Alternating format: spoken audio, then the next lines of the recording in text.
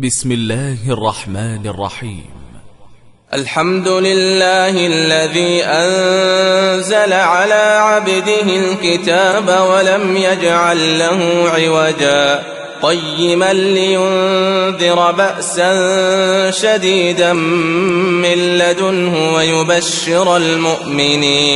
ويبشر المؤمنين الذين يعملون الصالحات أن لهم أجرا حسنا ماكثين فيه أبدا وينذر الذين قالوا اتخذ الله ولدا ما لهم به من علم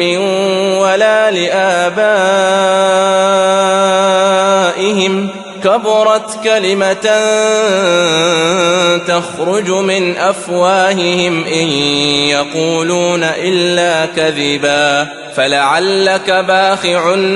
نفسك على آثارهم إن لم يؤمنوا بهذا الحديث أسفا إنا جعلنا ما على الأرض زينة لها لنبلوهم أيهم أحسن عملا وإنا لجاعلون ما عليها صعيدا جرزا أم حسبت أن أصحاب الكهف والرقيم كانوا من آياتنا عجبا إذ أوى الفتية إلى الكهف فقالوا ربنا آتنا من لدنك رحمة وهيئ لنا من أمرنا رشدا فضربنا على آذانهم في الكهف سنين عددا ثم بعثناهم لنعلم أي الحزبين أحصى لما لبثوا أمدا نحن نقص عليك نبأهم بالحق إنهم فتية آمنوا بربهم وزدناهم هدى وربطنا على قلوبهم إذ قاموا فقالوا ربنا رب السماوات والأرض لن ندعو من دونه إلها لقد قلنا إذا شططا هؤلاء قومنا اتخذوا من دونه آلهة لولا يأتون عليهم بسلطان بين فمن أظلم ممن افترى على الله كذبا وإذ اعتزلتموهم وما يعبدون إلا الله فأووا إلى الكهف ينشر لكم ربكم من رحمته ويهيئ لكم من أمركم مرفقا وترى الشمس إذا طلعت تزاور عن كهفهم ذات اليمين وإذا غربت تقرضهم ذات الشمال وهم في فجوة منه ذلك من آيات الله من يهد الله فهو المهتد ومن يضلل فلن تجد له وليا مرشدا وتحسبهم أيقاظا وهم رقود ونقلبهم ذات اليمين وذات الشمال وكلبهم باسط ذراعيه بالوصيد لو اطلعت عليهم لوليت منهم فرارا ولملئت منهم رعبا وكذلك بعثناهم ليتساءلوا بينهم قال قائل منهم كم لبثتم قالوا لبثنا يوما أو بعض يوم قالوا ربكم أعلم بما لبثتم فبعثوا أحدكم بورقكم هذه إلى المدينة فلينظر أيها أزكى طعاما فليأتكم برزق منه وليتلطف ولا يشعرن بكم أحدا إنهم إن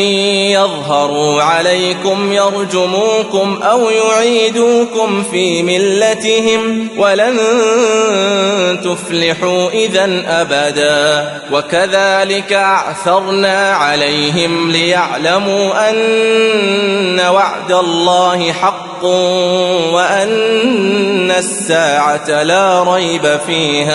وأن الساعة لا ريب فيها إذ يتنازعون بينهم أمرهم فقالوا ابنوا عليهم بنيانا ربهم أعلم بهم قال الذين غلبوا على أمرهم لنتخذن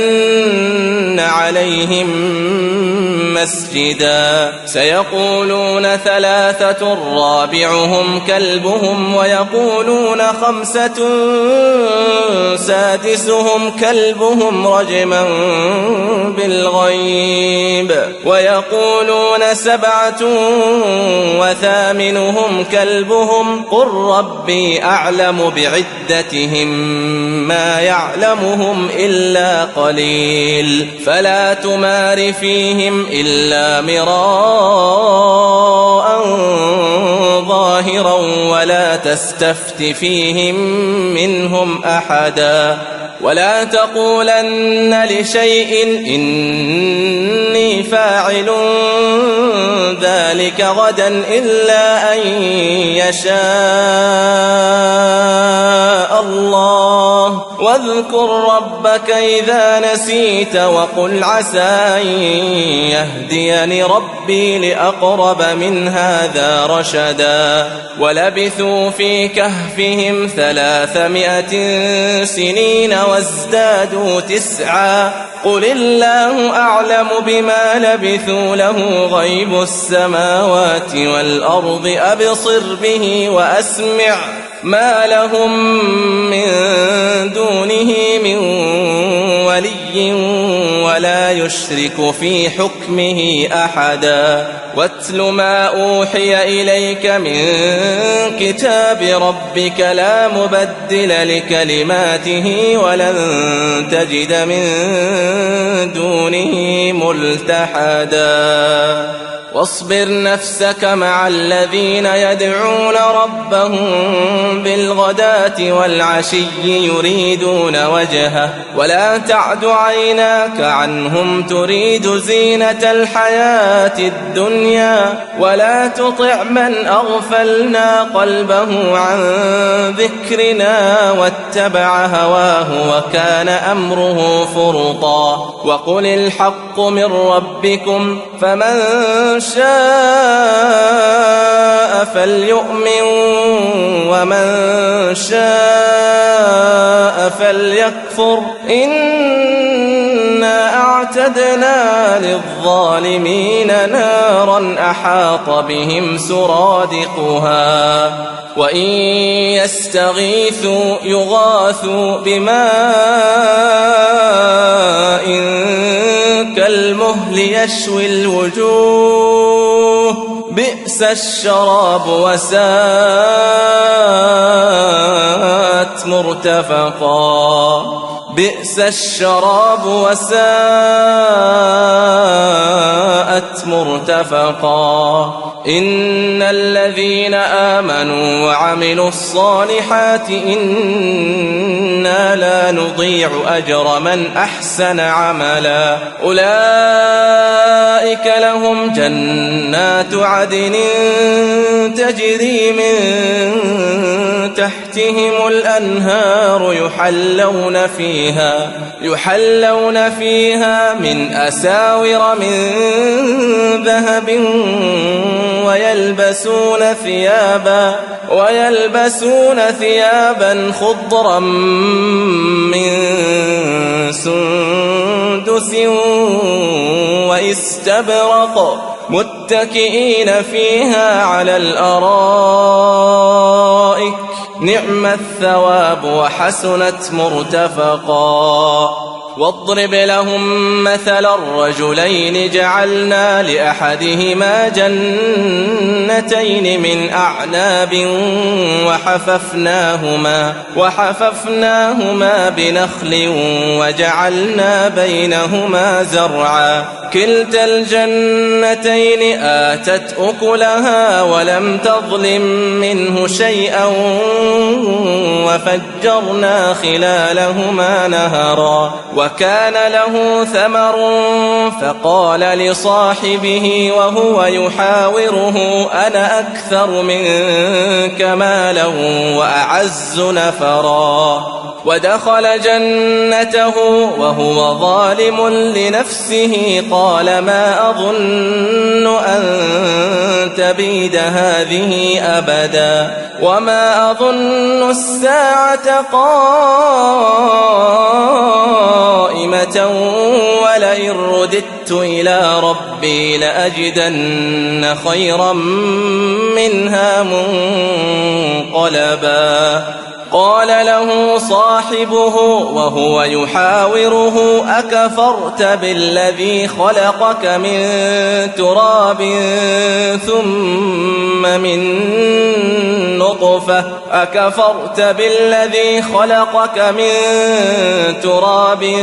ثم من نطفة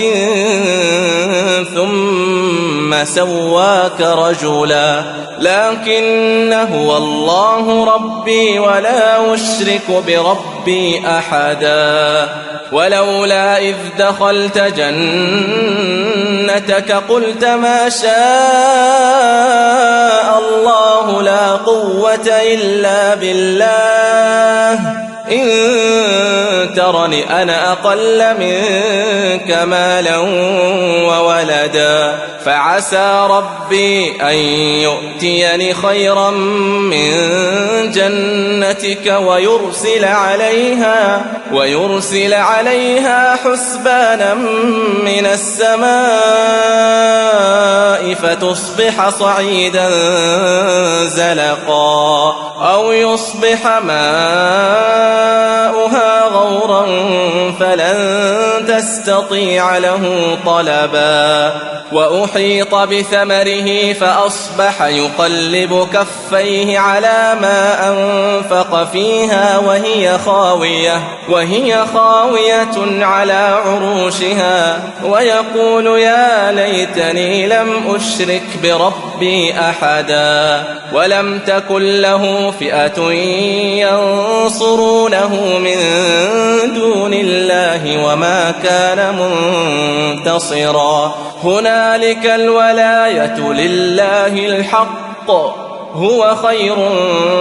ثوابا وخير عقبا واضرب لهم مثل الحياة الدنيا كماء أنزلناه من السماء فاختلط به نبات الأرض فأصبح هشيما تذروه الرياح وكان الله على كل شيء مقتدرا المال والبنون زينة الحياة الدنيا والباقيات الصالحات خير عند ربك ثوابا وخير أملا ويوم نسير الجبال وترى الأرض بارزة وحشرناهم فلم نغادر منهم أحدا وعرضوا على ربك صفا لقد جئتمونا كما خلقناكم أول مرة بل زعمتم أن لن نجعل لكم موعدا ووضع الكتاب فترى المجرمين مشفقين مما فيه ويقولون يا ويلتنا ما لهذا الكتاب لا يغادر صغيرة ولا كبيرة إلا أحصاها ووجدوا ما عملوا حاضرا ولا يظلم ربك أحدا وإذ قلنا للملائكة اسجدوا لآدم فسجدوا إلا إبليس كان من الجن ففسق عن أمر ربه أفتتخذونه وذريته أولياء من دوني وهم لكم عدو بئس للظالمين بدلا ما أشهدتهم خلق السماوات والأرض ولا خلق أنفسهم وما كنت متخذ المضلين عضدا ويوم يقول نادوا شركائي الذين زعمتم فدعوهم فلم يستجيبوا لهم وجعلنا بينهم موبقا ورأى المجرمون النار فظنوا أنهم مواقعوها ولم يجدوا عنها مصرفا ولقد صرفنا في هذا القرآن للناس من كل مثل وكان الإنسان أكثر شيء جدلا وما منع الناس أن يؤمنوا إذ جاءهم الهدى ويستغفروا ربهم إلا أن تأتيهم سنة الأولين أو يأتيهم العذاب قبلا وما نرسل المرسلين إلا مبشرين ومنذرين ويجادل الذين كفروا بالباطل ليدحضوا به الحق واتخذوا آياتي وما أنذروا هزوا ومن أظلم ممن ذكر بآيات ربه فأعرض عنها ونسي ما قدمت يداه إنا جعلنا على قلوبهم أكنة أن يفقهوه وفي آذانهم وقرا وإن تدعهم إلى الهدى فلن يهتدوا إذن أبدا وربك الغفور ذو الرحمة لو يؤاخذهم بما كسبوا لعجل لهم العذاب بل لهم موعد لن يجدوا من دونه موئلا وتلك القرى أهلكناهم لما ظلموا وجعلنا لمهلكهم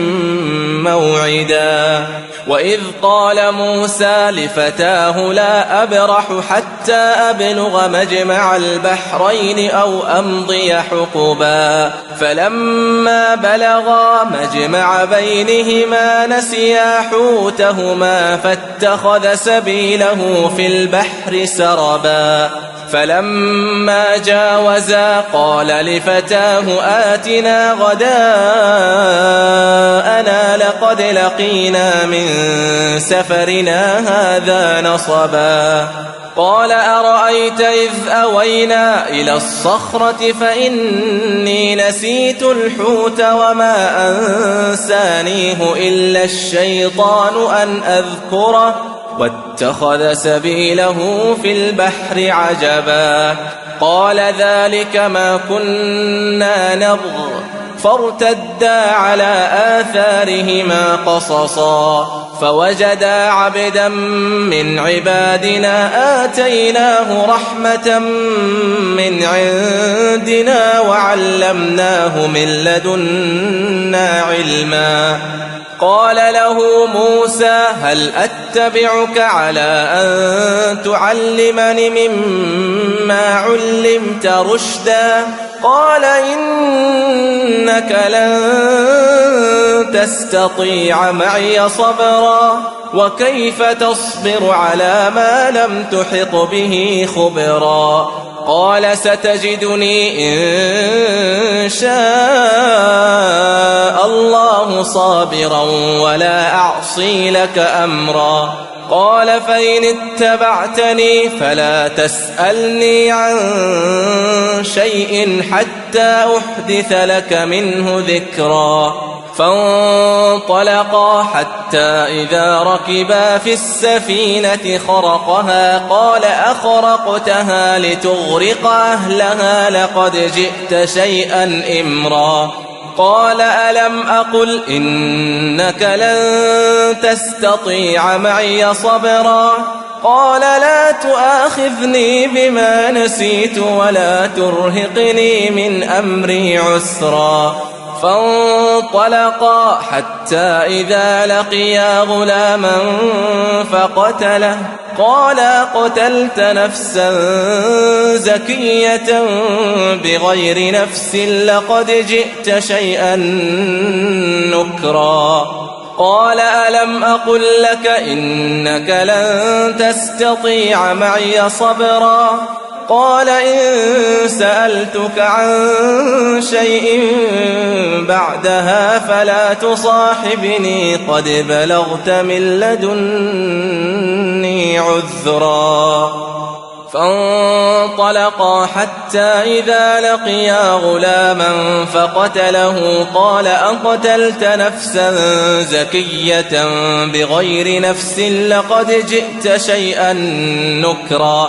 قال ألم أقل لك إنك لن تستطيع معي صبرا. قال إن سألتك عن شيء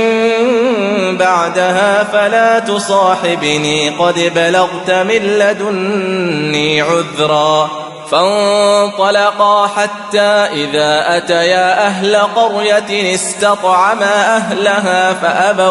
فأبوا أن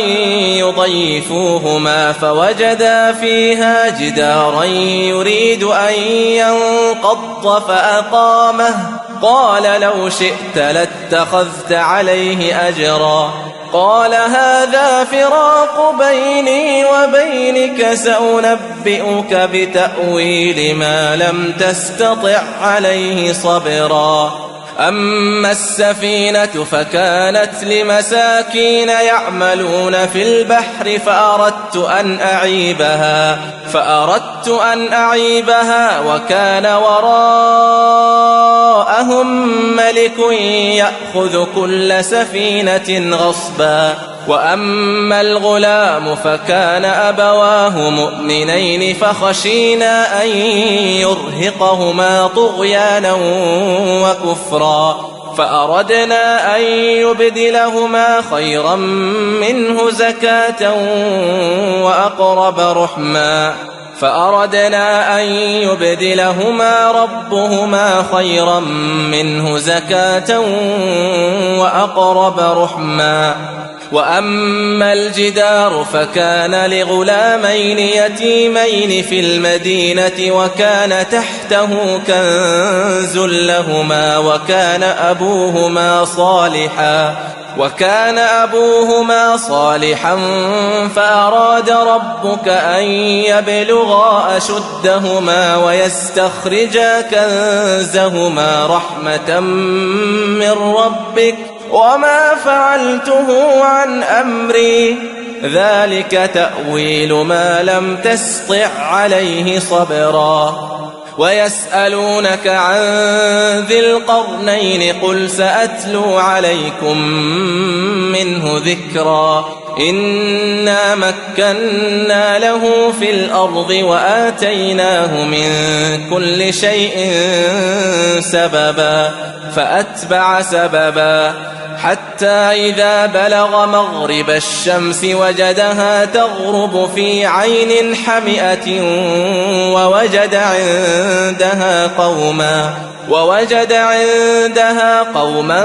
قلنا يا ذا القرنين إما أن تعذب وإما أن تتخذ فيهم حسنا.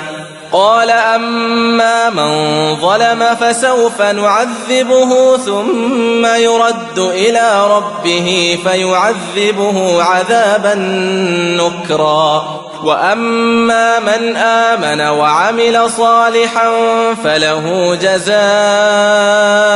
الحسنى وسنقول له من أمرنا يسرا ثم أتبع سببا حتى إذا بلغ مطلع الشمس وجدها تطلع على قوم لم نجعل لهم من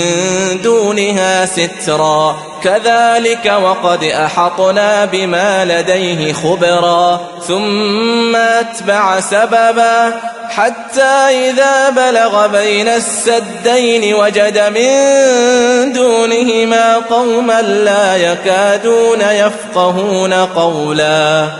قالوا يا ذا القرنين إن يأجوج ومأجوج مفسدون في الأرض فهل نجعل لك خرجا على أن تجعل بيننا وبينهم سدا قال ما مكني فيه ربي خير فاعينوني بقوة أجعل بينكم وبينهم ردما آتوني زبر الحديد حتى إذا ساوى بين الصدفين قال انفخوا حتى إذا جعله نارا قال آتوني أفرغ عليه قطرا فما استطاعوا أن يظهروه وما استطاعوا له نقبا قال هذا رحمة من ربي فإذا جاء وعد ربي جعله دكاء وكان وعد ربي حقا قال هذا رحمة من ربي فإذا جاء وعد ربي جعله دكاء وكان وعد ربي حقا وتركنا بعضهم يومئذ يموج في بعض ونفخ في الصور فجمعناهم جمعا وعرضنا جهنم يومئذ للكافرين عرضا الذين كانت أعينهم في غطاء عن ذكري وكانوا لا يستطيعون سمعا أفحسب الذين كفروا أن يتخذوا عبادي من دوني أولياء إنا أعتدنا جهنم للكافرين نزلا قل هل ننبئكم بالأخسرين أعمالا الذين ضل سعيهم في الحياة الدنيا وهم يحسبون أنهم يحسنون صنعا أولئك الذين كفروا بآيات ربهم ولقائه فحبطت أعمالهم فلا نقيم لهم يوم القيامة وزنا ذلك جزاؤهم جهنم بما كفروا واتخذوا آياتي ورسلي هزوا إن الذين آمنوا وعملوا الصالحات كانت لهم جنات الفردوس نزلا خالدين فيها لا يبغون عنها حولا قل لو كان البحر مدادا لكلمات ربي لنفد البحر قبل أن تنفد كلمات ربي ولو جئنا بمثله مددا قل إنما أنا بشر مثلكم يوحى إلي أنما إلهكم إله واحد فمن كان يرجو لقاء ربه فليعمل عملا صالحا ولا يشرك بعبادة ربه أحد.